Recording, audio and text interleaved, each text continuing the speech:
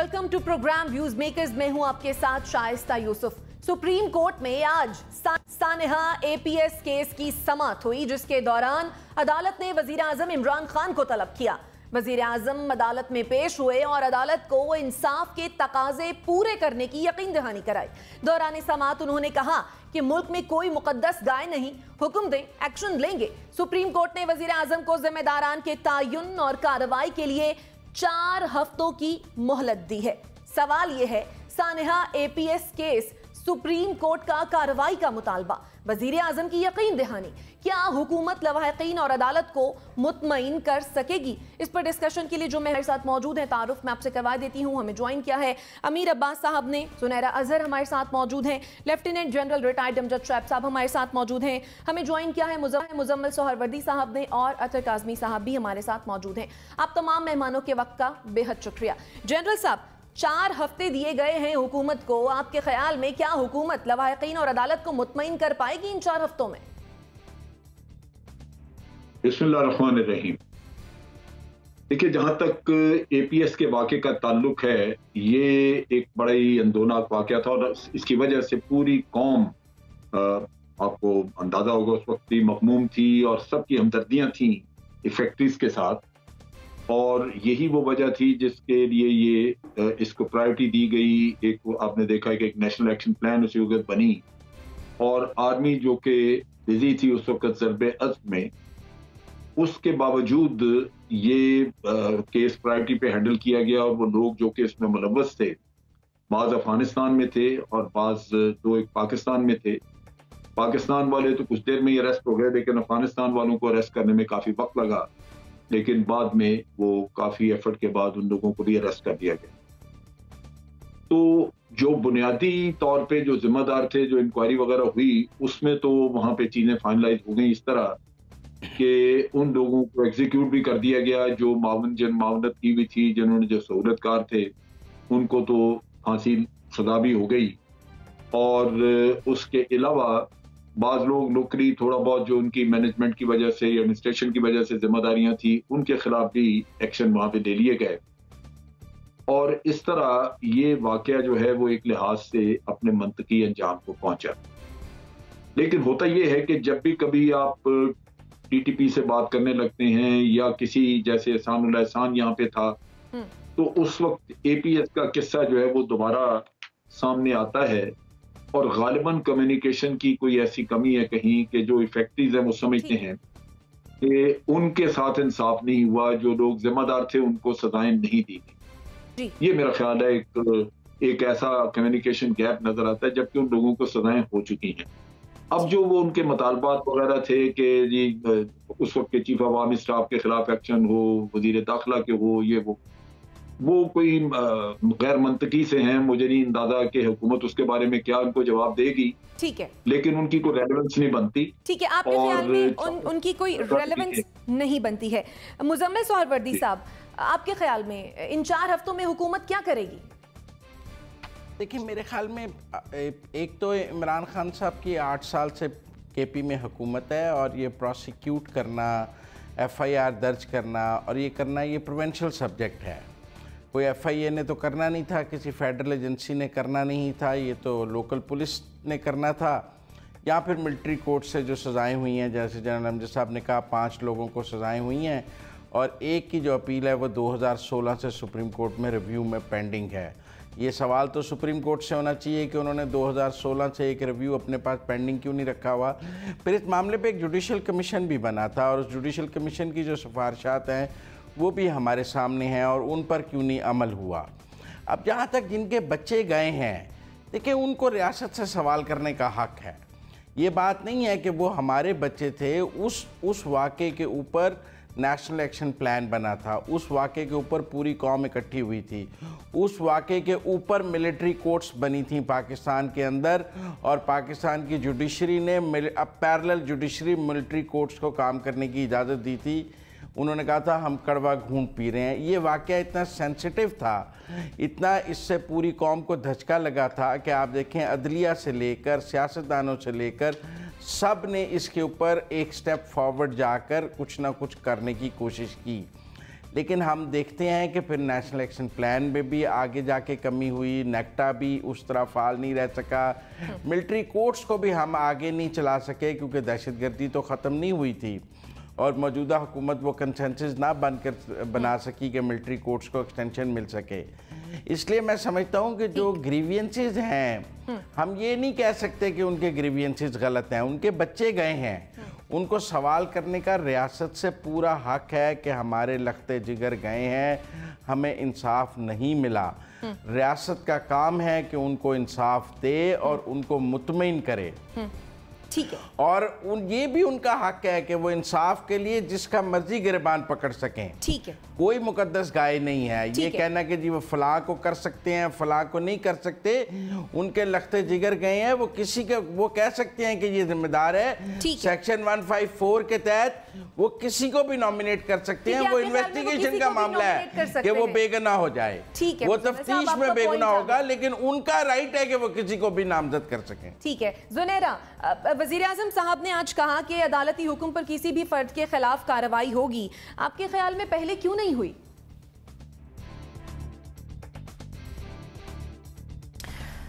मेरे ख्याल है एक तो ये कि 2020 में जून में ये रिपोर्ट आई थी जिसका आज ये सारा जिक्र हो रहा है, और अगर अब याद आया है कोर्ट को तो मैं यही कहूँगी कि देर आए दुरुस्त आए। बड़े अरसे से एक चीज़ चल रही थी, तो आई डोंट नो टाइमिंग इसके मुझे समझ नहीं आया कि इस मौके पे इसको बाहर निकाला। बहरहाल जब भी निकाला बिल्कुल ठीक किया, और ये बहुत ज़रूरी है। इस किस्म के जो वाक़यात होते हैं उस पर अगर जस्टिस डिस्पेंस ना हो तो सिविल सोसाइटी में जो अनरेस्ट होता है उसको फिर कंट्रोल नहीं किया जा सकता, क्योंकि ये सेंटिमेंट्स इन्वॉल्व होते हैं इसमें लोगों के। लेकिन ये ज़रूर है कि मिलिट्री कोर्ट्स को अगर एक्सटेंशन नहीं मिली तो उसमें किसकी गलती है? पार्लियामेंट ने नहीं दी, वो नहीं चाहते थे, वो समझते थे जमहूरियत पे धब्बा है। जबकि जिन लोगों को फांसी हुई वो मिलिट्री कोर्ट्स के ज़रिए से हुई। हमारी जो वैसे जुडिशरी है उसने तो आज तक किसी को फांसी नहीं दी है, किसी टेररिस्ट को, बल्कि 450 की तरह पेशावर वाले की तरह कई सेगमेंट्स में, बंचेस में टेररिस्ट को छोड़ दिया गया, क्योंकि जो उनका केस था प्रोसिक्यूशन इतनी कमज़ोर थी। तो इट्स वेरी सिंपल, देखने में इट्स वेरी सिंपल, और इतने बड़े मसले के लिए 1 हफ्ते का 4 हफ्ते का टाइम देना किसी प्राइम मिनिस्टर को, it is like you are putting him in a difficult boat. अभी वो जो भी करेंगे मुझे नहीं मालूम, लेकिन इसकी टाइमिंग एक तो, और जिस अंदाज से उनको ये चीज़ें डेलीगेट की जा रही हैं, क्या इमरान खान ही ज़िम्मेदार हैं पिछले 70 साल में जो कुछ हुआ उसके? ये मुझे समझ नहीं आया। बाकी जहाँ तक जस्टिस फॉर दोज पीपल, उसमें हम मेरे ख्याल है किसी का कोई ऐसा ओपिनियन नहीं हो सकता कि वो नहीं होना चाहिए। अगर वो समझते हैं कि चीफ ऑफ आर्मी स्टाफ उस वक्त के राहील शरीफ जो थे उनके ख़िलाफ़, या ज़हीरुल इस्लाम के ख़िलाफ़, या चौधरी निसार के ख़िलाफ़ FIR होनी चाहिए, तो उनका राइट है, ज़रूर कटवाएं, ट्रायल्स होने चाहिए। There is no secret cow. लेकिन मुझे नहीं पता कि 4 हफ्तों में वज़ीर आज़म से ये एक्सपेक्ट करना कि इतने बड़े सानहे को लॉजिकल एंड तक पहुँचाएँ without giving him all the tools. अपनी ड्यूटी भी जुडिशरी ने जो अभी तक पूरी नहीं की, उसके बाद ये कैसे हो सकेगा? ठीक हो गया। अत्तर काज़मी साहब, क्या कहेंगे? क्या हुकूमत 4 हफ्तों में कुछ कर पाएगी? क्या करेगी? कैसे करेगी? देखें, अगर सुप्रीम कोर्ट आज ये फैसला देती ना, कहती कि ये जिम्मेदार है, इसके खिलाफ कार्रवाई की जाए, इसके खिलाफ आप मुकदमा दर्ज करें, इसके खिलाफ तहकीकात करें, तो उन्होंने तो उसी तरह चीजें, वही चीजें जो पहले चल रही हैं, वो सारी बॉल दोबारा हुकूमत के कोर्ट में डाल दी। अब जो पहले भी सजाएं हुई हैं, जिस तरह जिक्र हुआ, वो तो मिलिट्री कोर्ट से सजाएं हुई हैं। पाकिस्तान का जो दूसरा अदलिया का निज़ाम है, क्या उससे किसी दहशतगर्द को इस तरह सजाएं हुई? जब मिलिट्री कोर्ट्स बनी वहीं से सजाएं हुई, और वहीं से फिर उन सजाओं के ऊपर अमल दरामद भी हुआ। जितने लोग इसमें मुलविस थे, ज्यादातर उनमें से सबको फांसी लग चुकी है। जिसको नहीं लगी फांसी, उसकी वजह भी सुप्रीम कोर्ट के अंदर उसकी पिटीशन है। अगर उस पिटीशन पे फैसला आ जाए तो वो भी केस जल्दी उसका भी फैसला हो सकता है। अब पूरी दुनिया के अंदर अगर आप दीगर जो जमहूरियतें हैं उनकी मिसाल भी लें, अमेरिका के ऊपर जब 9/11 जैसा वाकया हुआ तो उसने फिर ग्वांटानामो बे में फौजी अदालतें भी लगाई, ऐसी वहां पे एक जेल भी बनाई कि जिसके ऊपर दुनिया के किसी भी कानून का इतलाक नहीं होता। और सुप्रीम कोर्ट तक गया ये मुकदमा, अमेरिका की सुप्रीम कोर्ट तक, तो अमेरिका की सुप्रीम कोर्ट ने कहा कि हमारी उसके ऊपर कोई जुरिस्डिक्शन नहीं है। लेकिन यही सुप्रीम कोर्ट माजी के अंदर यहाँ पे जो साबिक चीफ जस्टिस थे इफ्तिखार चौधरी साहब, उन्होंने किस तरीके से सिक्योरिटी के इदारों को हरास किया, उन्होंने किस तरीके से लोगों के खिलाफ कार्रवाइयां की कि मुझे आप वो बंदे लेके आए, कबायली इलाकों से लेके आए, हालांकि वहां पे सुप्रीम कोर्ट की उस वक्त जुरिस्डिक्शन ही नहीं थी। तो सुप्रीम कोर्ट का उस जमाने में जो अपना किरदार था उसके ऊपर भी तहकीकात होनी चाहिए, पता करना चाहिए कि किस तरीके से वो चीजों को आगे लेके चलते रहे, वहां पे सिक्योरिटी के इदारों को हरास करते रहे। फिर जितनी बड़ी तादाद में हाई कोर्ट ने, पेशावर हाई कोर्ट ने लोगों को छोड़ा, हाई कोर्ट से लोग बरी हुए। तो ये सारी चीजें भी हैं कि आप हुकूमत के ऊपर तो जिम्मेदारी डाल रहे हैं और सिक्योरिटी के इदारों के ऊपर तो जिम्मेदारी डाल रहे हैं। वो जो बच्चे वहां पे जिनकी जानें गई, उनके खानदान से पूरे पाकिस्तान को हमदर्दी है, लेकिन जो हजारों सिक्योरिटी वाले भी मरे हैं, उन लोगों ने भी जाने दी हैं, तो उन्हीं को मौरूद इल्जाम ठहराना, बाकी जो लोग वहां पे थे जिनकी सिक्योरिटी की ड्यूटी थी उन सब के खिलाफ कार्रवाई हो चुकी है। आज मेरे ख्याल में जो सुप्रीम कोर्ट में कार्रवाई हुई है उसका बुनियादी मकसद यही था जो मैं और आप अभी कर रहे हैं कि डिस्कशन हो और पता चले कि जी सुप्रीम कोर्ट ने भी इसके ऊपर कोई एक्शन लिया है। लेकिन मुझे नहीं लगता कि कोई ज्यादा इस आज की समाअत के बाद कोई बहुत बड़ी चीज सामने आएगी। ठीक है अमीर अब्बास साहब, आज जब समाअत हुई तो जस्टिस काजी अमीन ने रिमार्क्स दिए कि टीटीपी के साथ मुज़ाकरात करने जा रहे हैं। उन्होंने ये भी कहा कि जिन्होंने इन बच्चों को शहीद किया, क्या हम उनके साथ मुज़ाकरात करके शिकस्त की एक और दस्तावेज पर दस्तखत करने जा रहे हैं? क्या कहेंगे इस पे? के साथ मुज़ाकरात किए हैं, मुज़ाकरात हमारे शुरू हुए हैं, अब हम उस पर खुशियां मना रहे हैं, हम बगले बजा रहे हैं और हम कौम को भी ये पैगाम दे रहे हैं कि वो फूलों के हार तैयार करें, फूलों की मंडियां सजें और जैसे ही हम उन दहशतगर्दों को जो हमारे पास गिरफ्तार हैं, हम इस मुआहदे के तहत उनको छोड़ेंगे तो उन दहशतगर्दों को अपनी आगोश में ले कौम और उनको इसी तरह से कोई बैद नहीं है, शाइस्ता हो सकता है कुछ दिन तक इनमें से कोई एक दहशतगर्द जो है वो आपके टॉक शो में हमारे साथ एक पैनलिस्ट बन के और कौमी सलामती पर लेक्चर भी दे रहा होगा। मुमकिन है कि 3 दहशतगर्द जिनमें से मुस्लिम खान जो कि तहरीक तालिबान सवात का तर्जुमान था, इसी तरह से महमूद खान और एक मौलवी उमर, ये लोग शायद एक सॉफ्ट जेस्चर के तौर पे हुकूमत की तरफ से पहले इनको छोड़ा जाए। ये भी इत्तलात आ रही है कि कुछ दहशतगर्दों की 15 साल या 12-14 साल के बाद अपने खानदान वालों से उनका राब्ता भी करवाया गया है ताकि उनको मालूम हो उनके खानदान को कि उनके लोग जिंदा हैं। तो ये तो एक बहुत ही शर्मनाक तारीख रकम करने जा रहे हैं इमरान खान साहब। उन्होंने अपने ऊपर और बहुत सारे धब्बे लिए हैं, बहुत सारी कालक मली है। उनकी हुकूमत ने मुख्तलिफ तरह की बैड गवर्नेंस के इशूज के ऊपर, अपने मंशूर से यू टर्न लेने के ऊपर खासे सख्त लफ्ज आपने इस्तेमाल किया। मेरे ख्याल से लफ्जों के चुनाव में हमें मैं तो हुकूमत की बात कर रहा हूँ ना, मैं हुकूमत की बात कर रहा हूँ। जी बिल्कुल, अपने मुंह पे काला मल रही है, इसमें कौन सा सख्त लफ्ज है?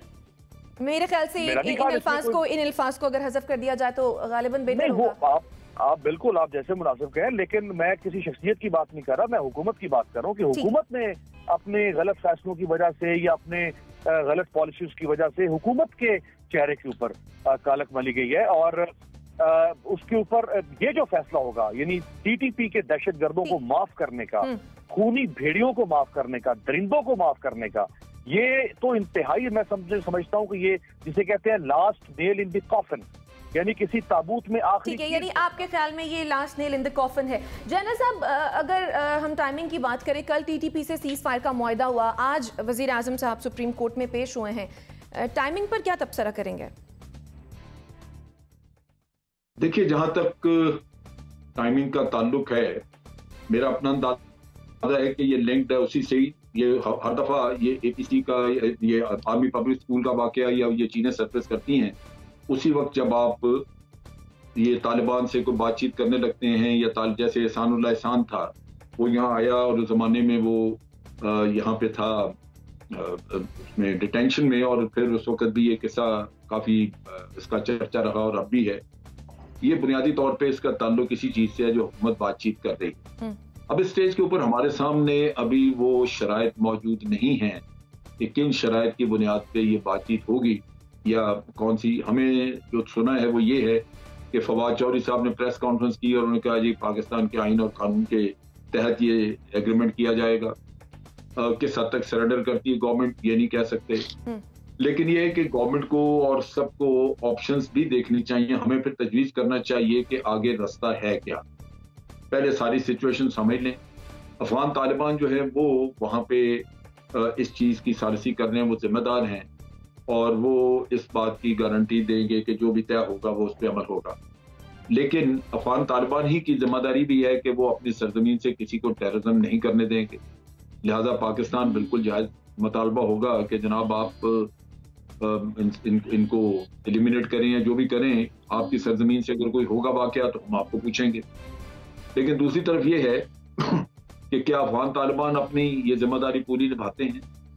पाकिस्तान जो है वो इस वक्त एक ऐसी सिचुएशन में खड़ा है जहां पे डिसीजन मेकिंग जो है वो दिस वे और दैट वे दोनों तरफ अगर आप करें तो वो डाइसी है, उसमें दोनों साइड पे रिस्क इन्वॉल्व है। इन तालिबान के ऊपर भी 100% एतमाद नहीं किया जा सकता कि वो पाकिस्तान में आकर दोबारा क्या करेंगे, और ये भी एतमाद नहीं किया जा सकता कि आज अगर आप उनसे ये मुआहदा नहीं करते तो कल सिचुएशन क्या होगी। मेरे ख्याल में अफगानिस्तान में सिचुएशन खासी खराब है और अगर तालिबान की हुकूमत डिस्टेबलाइज हो जाती है तो फिर फ्री फॉर ऑल होगा और वहां से जो जिसका जी चाहेगा पाकिस्तान के खिलाफ भी करेगा। तो इस वजह से असल जो चीज है इसमें, जो मैं अमीर अब्बास की भी बात को आगे बढ़ाऊंगा, वो ये है कि ये मामला किसी एक पार्टी को खुद हैंडल नहीं करना चाहिए। इसको जाना चाहिए पार्लियामेंट में और एक कौमी फैसला आप करें जिसमें कि पूरे इसके मुद्दे समझ के देख के, क्योंकि ये दोनों साइड दोनों तरफ इसके रिस्क मौजूद हैं, दोनों साइड पे प्रॉब्लम्स मौजूद हैं और जो फैसला होना चाहिए वो नेशनल कंसेंसस से हो ताकि कल को उसके जो नताइज हों वो कौम उसको कम से कम उस जिम्मेदाराना तरीके से उसका संभाला जा सके। और हमें उसके नताइज की तरफ भी देख के फैसला करना चाहिए कि अगर ये नतीजा निकले तो हम क्या करेंगे, ये निकले तो क्या करेंगे, क्योंकि जब तक आप अपनी कंटीजेंसी प्लान नहीं बना के रखेंगे तो वो आपको बाद में बड़ी प्रॉब्लम आ सकती है। ठीक है, आपके ख्याल में इस मामले पर नेशनल कंसेंसस होना चाहिए? मुजम्मिल साहब आप कुछ ऐड करना चाह रहे हैं? देखिए, पहली बात तो ये है कि ये जो अफगान तालिबान सालसी कर रहे हैं ये तो मेरा मतलब हमारे साथ दुश्मनी कर रहे हैं। उनको चाहिए ये हमारे मुजरिम हैं, हमारे हवाले करें, उसके बाद हम जाने और ये जाने हम बात करें ना करें। उन्होंने इनको अपने इलाकों में महफूज पनाहे देकर हमें मजबूर कर रहे हैं कि इनके साथ मुज़ाकरात करें, सीज़ फायर करें, इनकी बात मानें, इनके लोग छोड़ें। तो फिर इनमें और अशरफ गनी में क्या फ़र्क हो गया?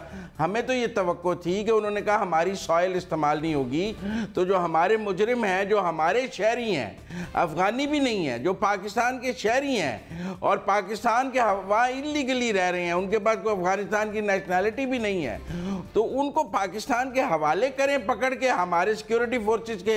हम उनसे बात करें ना करें, अपनी सरजमीन पर उनको सेफ हेवन्स में बिठा के हमें बात करने पर मजबूर करना। कोई तालिबान का मुस्बत चेहरा पाकिस्तान की अवाम के सामने नहीं आ रहा। और ये जो हमें गीत सुनाए गए थे कि अशरफ गनी रॉ के एजेंट थे और उनकी दफ़ा तो बड़ी NDS वहाँ कार्रवाई कर रही थी, भाई वो ये भी वही एक वही शक्ल है हमारे सामने।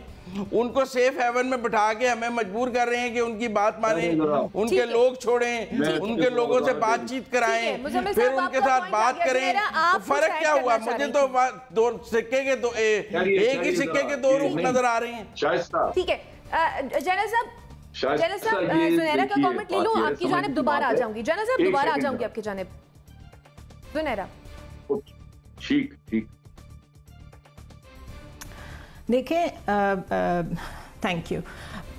इतना इमोशनल हो के अगर हम इस सारे मामले को देखेंगे ना तो हम किसी एंड तक पहुंच नहीं सकेंगे। एक्चुअली बहुत कंफ्यूजन फैली है the way government has presented this case to the people कि जी हाँ हम उनसे बातचीत कर रहे हैं। पहले वो एक टर्किश टेलीविज़न पे इंटरव्यू देते हुए एक्सपोज कर दिया ये चीज़ वज़ीर आज़म ने, जबकि अभी ये कॉन्फिडेंस में लेके उनको बताई गई थी कि जी हम उनसे बातचीत कर रहे हैं। वो एक शॉक मिला। उसके बाद फवाद चौधरी ने जो कह दिया वो एक शॉक मिला। बात ये है कि मैं आपको सोर्सेस से बात करके ये बता रही हूँ। 2004 से लेके जब तक हम मुकम्मल तौर पर कामयाब नहीं हुए थे अपने सारे ऑपरेशंस में, रद्दुल फसाद में भी और दूसरे जितने भी 4 ऑपरेशंस हुए थे, तब तक तकरीबन 14 दफ़ा इन मिलिटेंट्स के हेड्स ने और इनके कमांडर्स ने पाकिस्तान के साथ एग्रीमेंट साइन किए कि ठीक है हम ये नहीं करेंगे वो नहीं करेंगे, और 14 दफ़ा ही उनको वायलेट किया।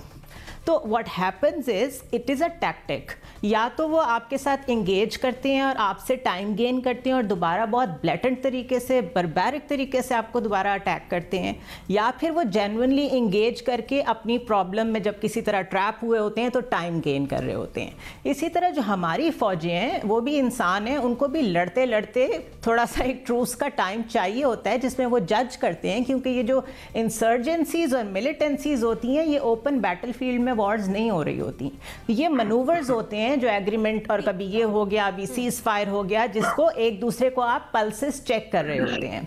अब इस वक्त तालिबान की प्रॉब्लम ये है, जो कि वो साफ कह चुके हैं कि दाइश जितनी वहाँ पे एक्टिव हो गई है, अगर वो टीटीपी के खिलाफ ऑपरेशन शुरू कर दें तो टीटीपी और दाइश इकट्ठे हो जाएंगे और फिर अफगानिस्तान का जो हाल होगा वो हम नहीं संभाल सकेंगे। तो उन्होंने बीच का रास्ता ये दिया है कि हम आपकी उनसे बातचीत करा देते हैं, आप अपनी शर्तों के मुताबिक उनसे जो बात करना चाहते हैं करें, और पहली शर्त ही यही रखी गई है कि आप सरेंडर करें, पाकिस्तान के कानून को, पाकिस्तान की सॉवरेंटी को आप सरेंडर करें, तब हम देखेंगे हमने आपको अदालतों में लेके जाना है कि हमने आपके साथ बातचीत करनी है, क्या होना है। This is too immature. सिर्फ इतनी बात हुई, इतना शोर मचा देना और उसको मिसअंडरस्टैंड करना और उसको मिस इन्फॉर्मेशन बना देना, ये किसी के हक में नहीं है। ठीक है जनरल साहब, आप तालिबान की प्रेस रिलीज पढ़ लें इस पे। जनरल साहब अब आप बात कीजिए। मातम और वावेला खत्म, जी मैंने सब पढ़ा है मुजम्मिल साहब, थैंक यू। मातम और वावेला खत्म करने के लिए मैं इतना कहूंगा कि ये तमाम पॉलिटिकल पार्टीज पहले बातचीत का सिलसिला कर चुकी हैं। उस वक्त चूंकि उनका गारंटर कोई नहीं होता था तो बातचीत से वो फिर जाते रहे हैं।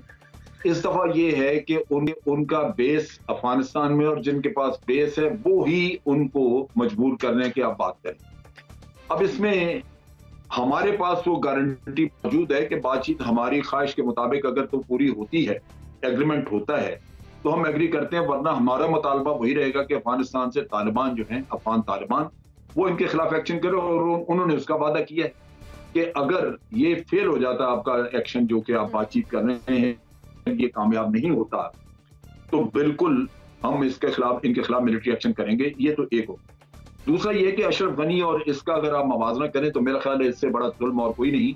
अशरफ गनी तो हिस्सा था इस चीज का, वो तो उनके साथ मिलके जो तबाहियां मची है वो अशरफ गनी और मोदी मिलके, अजीत दोवल मिलके वो काम कराते रहे। ये काम बंद हुआ है।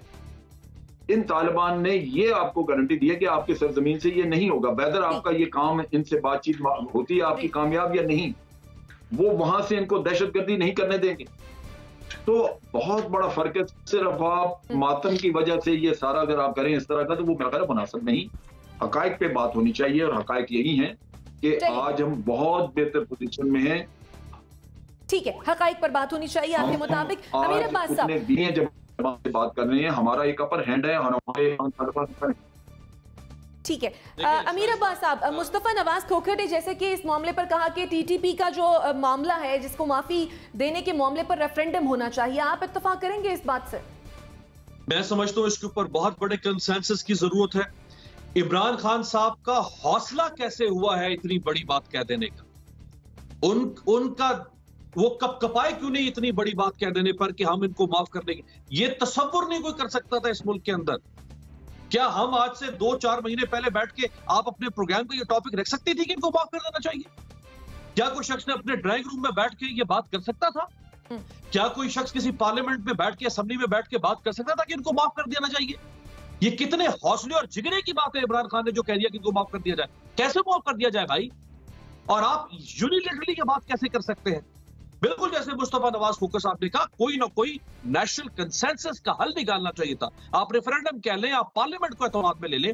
आपने एक टर्किश टीवी को इंटरव्यू देते हुए आपने इतनी बड़ी बात कह दी बगैर सोचे समझे कि उसकी रिपरकशंस क्या हो सकती है। आपने लोगों के दिल और सीने चीर के रख दिए। हम आज तक 7 साल हो गए, जब भी ये वाकया ज़हन में आता है तो हमारी आंखों से आंसू निकल जाते हैं और आप कह रहे हैं कि हम इनको माफ कर दें। ये कैसे मुमकिन हो सकता है? जहां तक तहरीके तालिबान अफगानिस्तान की बात है, देखिए हमने तालिबान के ऊपर हमारे बहुत सारे एहसानात हैं। आज वो एक्नॉलेज करें या ना करें, आज अगर वो वापस अपने पाया तख्त पर पहुंचे तो उसमें पाकिस्तान की कुछ साबित कदमी वहां पे मौजूद है। हमें उन्हें ये कहना चाहिए था कि आपने जो जिहाद किया है अफगानिस्तान में, आपने फॉरेन ऑक्यूपेशन के खिलाफ जिहाद किया है। आप जिन गुमाश्तों और बदमाशों को यहाँ बिठा के आपने रखा हुआ है, वो हमारे खिलाफ लड़ रहे हैं। उनका जिहाद नहीं है, आपका जिहाद था। आप हमारे कातिलों को निकालें अपने मुल्क से, या हमें वापस कर दें, या उन्हें कहें कि वो मुल्क बदर हो जाए। वो हमें कौन होते हैं ये कहने वाले कि आप इनको माफ करें? ठीक हो गया। अतर काज़मी साहब, जिस तरह के जनरल साहब ने भी कहा और अभी अमीर अब्बास साहब भी ये कह रहे हैं कि सोली हुकूमत को इस मामले पर कोई टेक नहीं लेनी चाहिए, बल्कि पार्लियामेंट में ले जाया जाए ये मामला, या फिर रेफरेंडम करा लिया जाए, एक नेशनल कंसेंसस बिल्ड होना चाहिए इस मामले पर। आप क्या कहेंगे इस पर? देखिए, इस तरह के जो मामला दुनिया भर में जहां पे भी हो, नेशनल आप जिस तरह पूरी सब लोगों को ऑन बोर्ड लेना पड़ता है। बरतानिया के अंदर एक गुड फ्राइडे एग्रीमेंट हुआ था नॉर्दर्न आयरलैंड के हवाले से, उसमें वो लोग भी शामिल थे जिनके ऊपर 20-20 कत्ल के इल्जामात थे, बम धमाकों के इल्जामात थे, और वो सारे लोग फिर मुंतखब होकर नॉर्दर्न आयरलैंड की असेंबली के अंदर भी आए थे। तो ये बड़े मुश्किल फैसले होते हैं, लेकिन जिस कैजुअल तरीके से ये हुकूमत इसको हैंडल कर रही है ना, जिस तरह बाकी सारे मामलात को भी हैंडल करती है, उसके ऊपर लोगों को अफसोस होता है कि आप एकदम से बैठ के कह देते हैं कि जी इनको माफ कर दें।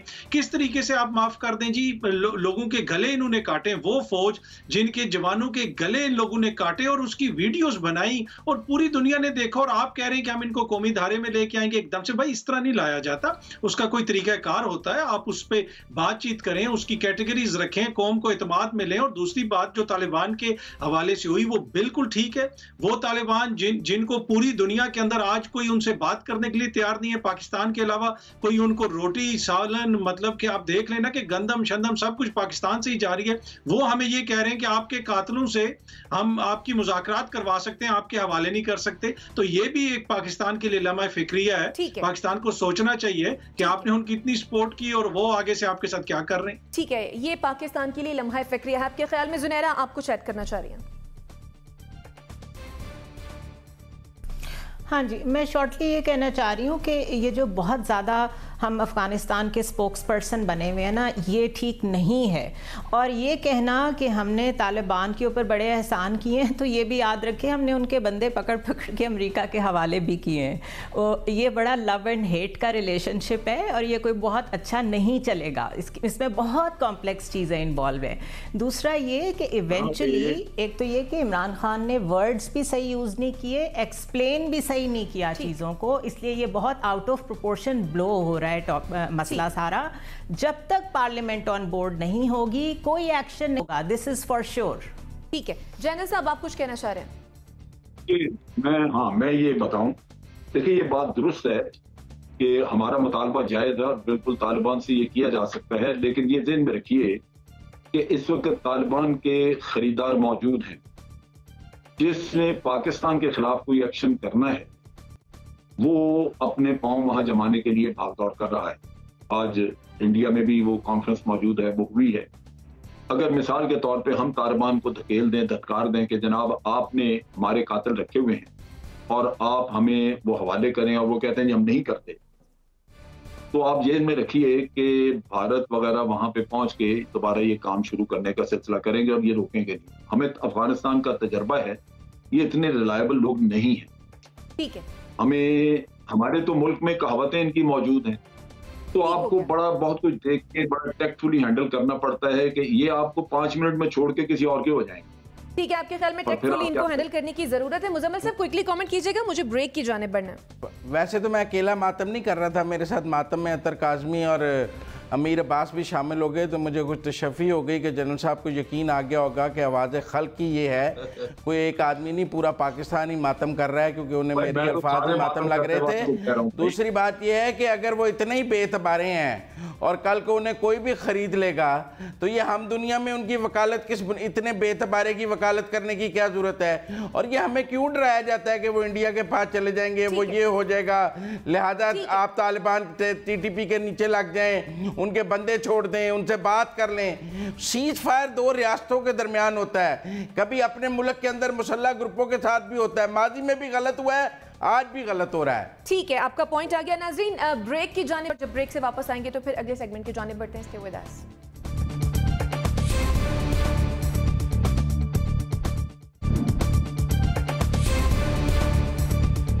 Welcome back after the break. कौमी असम्बली में तहरीक इंसाफ की हुकूमत को मुश्किल सूरत हाल का सामना करना पड़ गया। 2 बिल मुतारिफ कराने की तहरीक पर वोटिंग के दौरान दोनों बार हुकूमत के वोट ऑपोजिशन से कम निकले। ऑपोजिशन के 117 वोटों के मुकाबले में हुकूमत के 104 वोट। शहबाज शरीफ और बिलावल भुट्टो की ऐवान में आमद के बायस ऑपोजिशन अराकीन की हाजिरी में नुमाया इजाफा हुआ है, जिसकी बदौलत हुकूमत को शिकस्त हुई। मुस्लिम लीग नून ने इसे ऑपोजिशन की फतह करार दिया है। सवाल यह है, कौमी असेंबली में हुकूमत को अहम कानून साजी पर 2 मरतबा नाकामी, क्या हुकूमत के घबराने का वक्त आ गया है? जुनैरा क्या कहेंगी?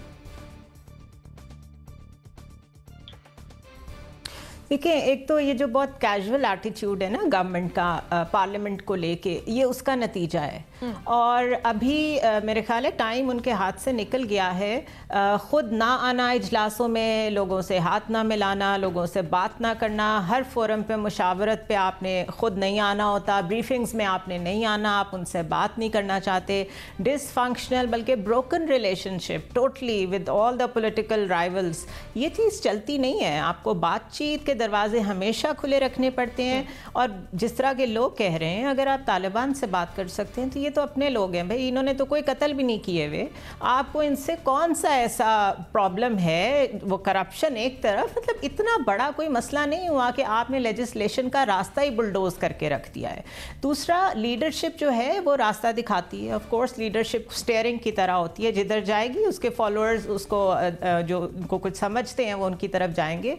जब आप खुद नहीं आएंगे तो फिर आपके कोरम का मसला ही रहेगा ना। लोग भी समझेंगे कि शायद this is not important, and specially in a government जहाँ पे बहुत सारे लोगों को ज़िंदगी में पहली दफ़ा गवर्नमेंट में आने का मौका मिले, उन्हें पता भी नहीं है रूल्स ऑफ द बिजनेस और क्या इंपॉर्टेंस होती है सर्टेन चीज़ों की। कई लोगों को तो बिल पेश भी नहीं करना आता यहाँ पे। तो मतलब बहुत टाइम था, 3 साल थे, आप सीख सकते थे, आप बहुत सारी चीज़ें इम्प्रोवाइज़ कर सकते थे।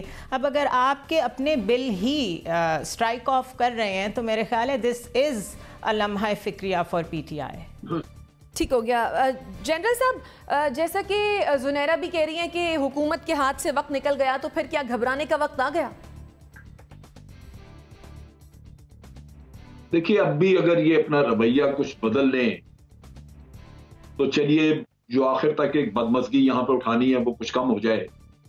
ये बड़ा वाज़ेह है कि, और मेरा हमेशा से ये ऑब्जर्वेशन रही है कि PTI गवर्नमेंट की सबसे बड़ी कमजोरी ये रही कि इन्होंने ऑपोजिशन को कोई वक़्त नहीं दी और इन्होंने उनके साथ एक वर्किंग रिलेशनशिप जो जरूरी थी मेंटेन करना वो नहीं की। उसमें इमरान खान का सबसे बड़ा रोल है कि वो पार्लियामेंट में आते ही नहीं रहे। उन्होंने पार्लियामेंट में कभी, बहुत रेयर, मेरा ख्याल है कोई गिनती आप कर सकते हैं कि कब वो पार्लियामेंट में उन्होंने दाखिला उनका हुआ। तो इन हालात में फिर पार्टी बिखर जाती है, इनके अपने लोग गायब हो गए। अगर आप उन पर डिसिप्लिन रखना चाहते तो फिर लीडर को खुद वहां होना जरूरी था। तो इस वजह से ये जो हुई है, इनको शिकस्त वहां पे हुई है, ये कोई छोटा मसला नहीं है, ये छोटी बात नहीं है, ये बहुत बड़ी बात है। और अगर पार्लियामेंट वो मुतालबा करते हैं कि जो हुकूमत को मुस्तफी होना चाहिए, तो वैसे तो अगर फाइनेंस बिल होता तो ये घर चले जाते, लेकिन इन हालात में भी हुकूमत को बड़ा सीरियसली सोचना चाहिए कि इसके लिए करेक्टिव मेजर्स उन्होंने कोई लेने या नहीं लेने। अगर यही रवैया रहा तो फिर मेरा ख्याल है कि ये बहुत बड़ी नाकामी होगी कि आप अपनी ही पार्लियामेंट को पूरी तरह और इफेक्टिवली इस्तेमाल नहीं कर सकते पूरे अपने टेन्योर, जो कि बहुत बड़ा फेलियर। ठीक हो गया। अतर काज़मी साहब, अहम कानून साजी पर हुकूमत को 2 मरतबा नाकामी का सामना करना पड़ा। इस नाकामी में हुकूमत के लिए क्या सबक है?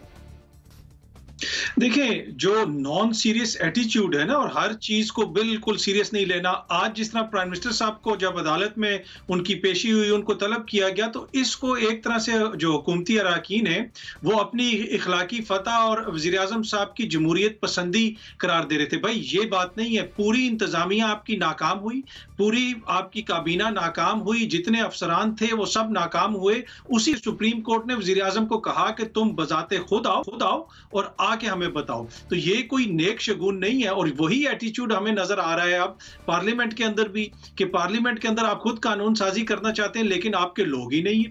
ये किसी चीज को सीरियस ही नहीं लेते। इतनी नॉन सीरियस टीम है खान साहब की। खान साहब को आप खुद सोचना चाहिए कि वो कौन लोग हैं जो आपको भले भले कह रहे हैं और आपको कह रहे हैं कि आप बहुत बड़े जमहूरियत पसंद हैं, आप सुप्रीम कोर्ट में पेश हुए। नहीं जनाब, ये आपकी टीम की नाकामी है जिसकी वजह से कप्तान आज कटहरे में खड़ा हुआ है। तो आप खान साहब को अपनी टीम से पूछना चाहिए कि भाई तुम लोग क्या कर रहे हो। और इनको आने वाले दिनों में मजीद मुश्किलात पैदा होंगी। ये वाहिद हुकूमत है जो अपने लिए खुद ही मुश्किलात पैदा कर रही है। और ये तासुर बन रहा है कि इस हुकूमत की कोई रिट नहीं है। उसका नतीजा क्या निकल रहा है? उसका नतीजा ये निकल रहा है कि इलेक्शन कमीशन की रिपोर्ट्स सामने आ रही हैं, सुप्रीम कोर्ट उनको तलब कर रही है, और छोटे छोटे चीज़ों के अंदर लगता है ऐसे कि हुकूमत बिल्कुल बेबस है। अगर को सरकारी टीवी के से किसी सरकारी मुलाजिम को निकालना है, उसके ऊपर कमेटियां बन रही हैं और हुकूमत कुछ नहीं कर सक रही। तो लगता ऐसे है कि हुकूमत की रिट बिल्कुल खत्म होती जा रही है। और ये तासुर कि ऑपोजिशन नहीं बना रही, ये तासुर हुकूमत खुद बना रही है, और हुकूमत के अपने जो उनकी हरकतें हैं उनकी वजह से ये तासुर बन रहा है। और आगे जाके इनके लिए मजीद मुश्किलात पैदा होंगी। और ब्यूरोक्रेसी ने तो अब बिल्कुल काम छोड़ दिया। वो उनको वैसे भी पता है कि इलेक्शंस आने वाले हैं, तो ये हुकूमत के लिए आने वाले दिन मजीद मुश्किल होंगे। अमीर अब्बास साहब, हम देख रहे हैं ऑपोजिशन खासी मुतहर्रिक नजर आ रही है। इत्तेहादियों की अगर बात की जाए तो इत्तेहादी भी खान साहब से और गवर्नमेंट से कुछ ज्यादा खुश नजर नहीं आ रहे। क्या हुकूमत अपने लिए खुद मुश्किलात खड़ी कर रही है? अब आपने सवाल में पूछा था कि क्या अब हुकूमत के लिए घबराने का वक्त आ चुका है। मेरा ख्याल है हुकूमत को नहीं घबराना चाहिए। हम जो बैठे हैं बेचारे घबराने के लिए, ये 22 करोड़ लोग किस लिए ये घबरा रहे हैं? वैसे हुकूमत जिले, हाँ जी, मैं वही कह रहा हूँ ना कि वो बेचारे घबराए। हुकूमत जिले इलाही है, हुकूमत की शायान शानी नहीं है घबराना। हुकूमत चिल रहे, बिल्कुल सुकून, कोई परेशानी ही नहीं है हुकूमत को। पता उसको तब चलेगा जब 2023 में इसी नवंबर में ही कमोबेश जब जनरल इलेक्शन हो रहे होंगे, फिर हुकूमत को पता चलेगा कि उसके बाद कौन घबराता है। ये जावेद हसनैन साहब है PMLN के, जिन्होंने ये पेश किया था बिल। 104 हुकूमत के और कोई 116 या 17 ऑपोजिशन के। ये पार्लियामेंट का मुश्तरका इजलास है। अब ये तो इनकी सीरियसनेस की हालत है।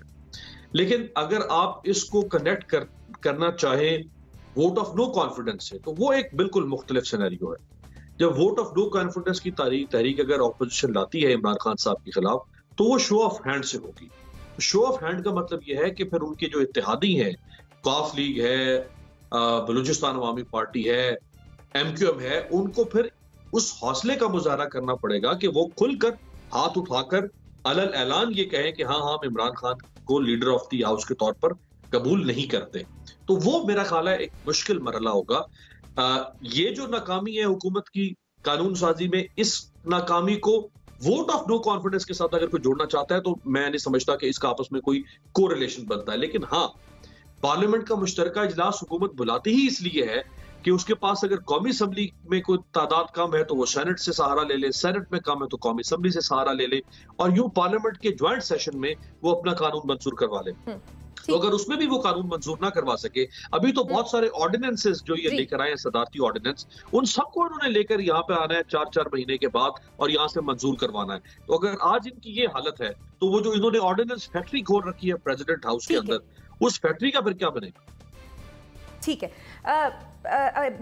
मुजम्मिल सोहरवर्दी साहब, हम देख रहे हैं कि जैसे कि एयाज सादिक साहब ने भी कहा कि हुकूमत अपनी इखलाकी हार मान ले, और शहबाज शरीफ साहब ने भी कहा कि इखलाकी तौर पर मुस्ताफ़ी हो जाना चाहिए वज़ीर आज़म साहब को। तो क्या इखलाकी तौर पर हुकूमत नाकाम हो गई है? देखिए, मैं थोड़ा सा अमीर अब्बास साहब से मादरत के साथ, ये जो दोनों बिल मुस्तरद हुए हैं, ये मुश्तरका इजलास में नहीं हुए, ये कौमी असम्बली के इजलास में हुए हैं।